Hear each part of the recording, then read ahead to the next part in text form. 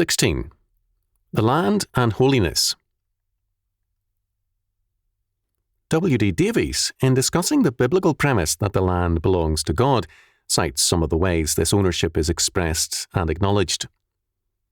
First, the earth is the Lord's, and therefore he gives it to whom he will.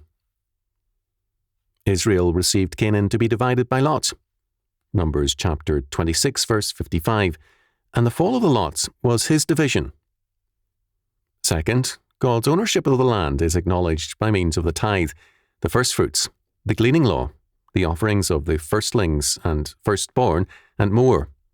Exodus chapter 13, verses 12 to 13, Leviticus chapter 27, verse 30, Deuteronomy chapter 14, verse 22, chapter 26, verses 9 to 15. Because the earth belongs to the Lord and is used by us subject to his grace, mercy, and law, all the produce of the earth is rightfully his. We must therefore return to him or to those whom he designates the required portion of that produce. Third, God's ownership and sovereignty over the earth is acknowledged in the Sabbath law. The land, as well as man, must keep a Sabbath to the Lord. Leviticus chapter 25, verses 1 to 4. Because all things are God's creation, all things, and certainly the earth, must keep God's Sabbaths. Fourth, because God is holy, all his creation must be holy. This is repeatedly set forth, as witness Numbers chapter 35, verses 30 to 34. Whoso killeth any person, the murderer shall be put to death by the mouth of witnesses, but one witness shall not testify against any person to cause him to die. Moreover, ye shall take no satisfaction for the life of a murderer, which is guilty of death, but he shall be surely put to death.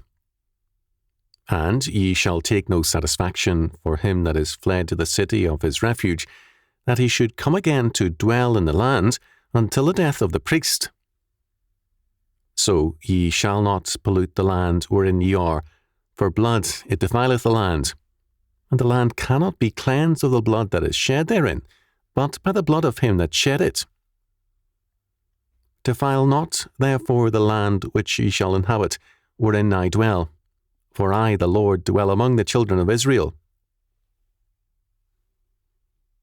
Davis's comment is to the point.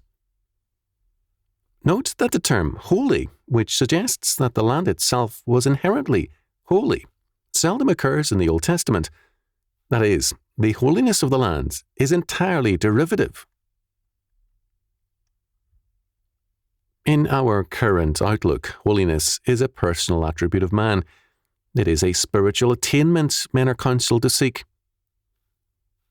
A popular hymn, which has much to commend it, tells us to take time to be holy. It is most certainly true that holiness or sanctification requires man's active obedience to God and his law word, but we must, first of all, see holiness as an attribute of the triune God. Having said this, we must then recognize that all the works of the Holy One are also holy. The Song of the Seraphim declares, Holy, holy, holy is the Lord of hosts. The whole earth is full of his glory. Isaiah chapter 6, verse 3.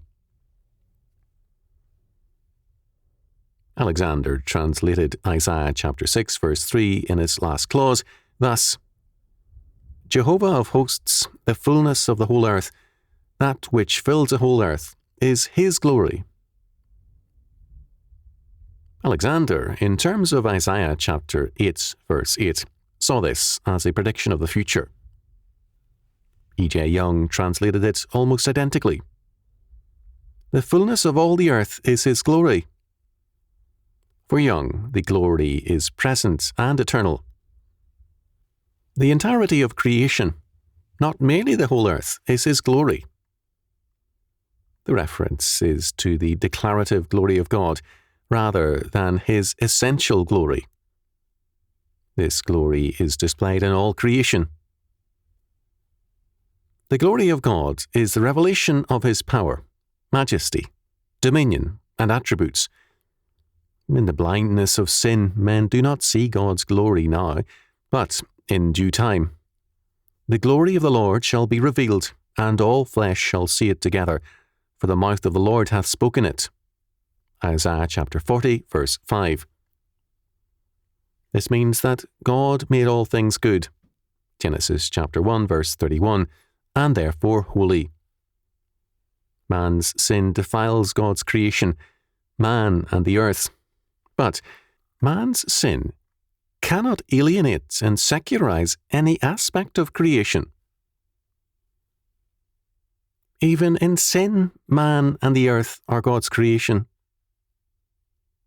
The whole point of judgment is to purge out the defilement of God's possessions in order to restore the essential goodness and holiness. To be holy means two things: to be separated from certain things and to be dedicated to God. The earth can be defiled, but it cannot be separated from God, whose purpose is to remake the earth in terms of its eternal perfection in His plan.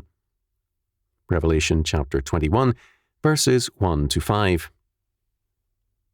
The land is holy, not in and of itself, but because it is God's creation, possession, and also His habitation, together with heaven and all creation.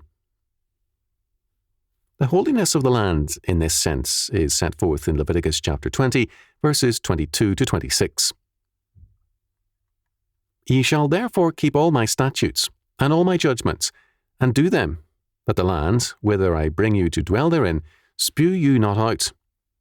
And ye shall not walk in the manners of the nation which I cast out before you, for they committed all these things, and therefore I abhorred them. But I have said unto you, Ye shall inherit their land, and I will give it unto you to possess it, a land that floweth with milk and honey. I am the Lord your God, which have separated you from other people. Ye shall therefore put difference between clean and unclean, and between unclean fowls and clean. And ye shall not make your souls abominable by beast, or by fowl, or by any manner of living thing that creepeth on the ground, which I have separated from you as unclean. And ye shall be holy unto me, for I the Lord am holy, and have severed you from other people, that ye should be mine. The land was holy before Israel conquered it, because it was God's creation. In Leviticus chapter 18, verses 24 to 30, God declares that the Canaanites were cast out by God Himself. It was God alone who was essentially responsible for the victories of Israel. God possesses and dwells upon the earth. The whole earth is full of His glory. Isaiah chapter 6, verse 3.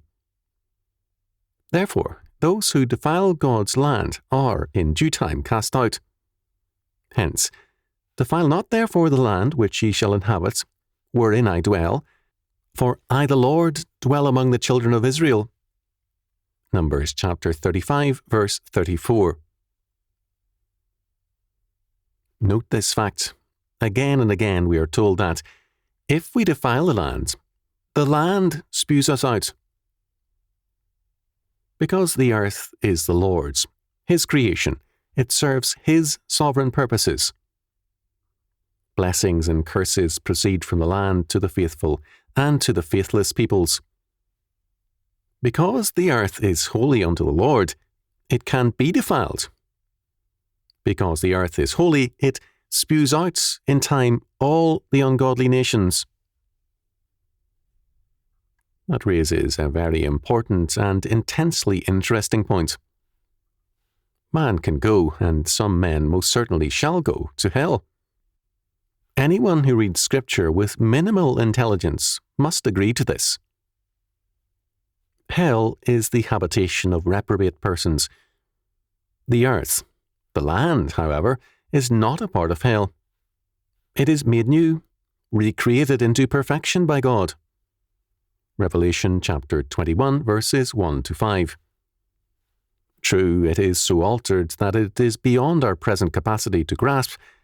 Heaven and earth become somehow one in the renewed creation. the physical world becomes a transformed but essential part of the eternal kingdom of God. It would appear that the only material aspects of hell are the resurrected bodies of the reprobate. The resurrection of the unjust is cited in Daniel chapter 12, verse 2, John chapter 5, verses 28 and 29, Acts chapter 24, verse 15, and Revelation chapter 20, verses 13 to 15. When God's holy creation, holy because he sets it apart for its glory and purpose, casts out the reprobate into hell, all creation then resounds with his praise and holiness. The spewing out of the ungodly is thus both a process in time and events at the end. The very nature of the earth, and our nature as well, demands holiness. In Augustine's words, echoing Psalm 139, "Our hearts are restless till they rest in thee." There is thus an eschatology of the land. God's purpose concerning all things is present in the physical universe, in the ground beneath our feet. Francis Thompson, echoing both Psalm 139 and Augustine's Confessions, wrote of his own experience in his great poem, The Hound of Heaven. "All things betray thee, who betrayest me." There is an eschatology in the earth. It is God's creation, and it serves him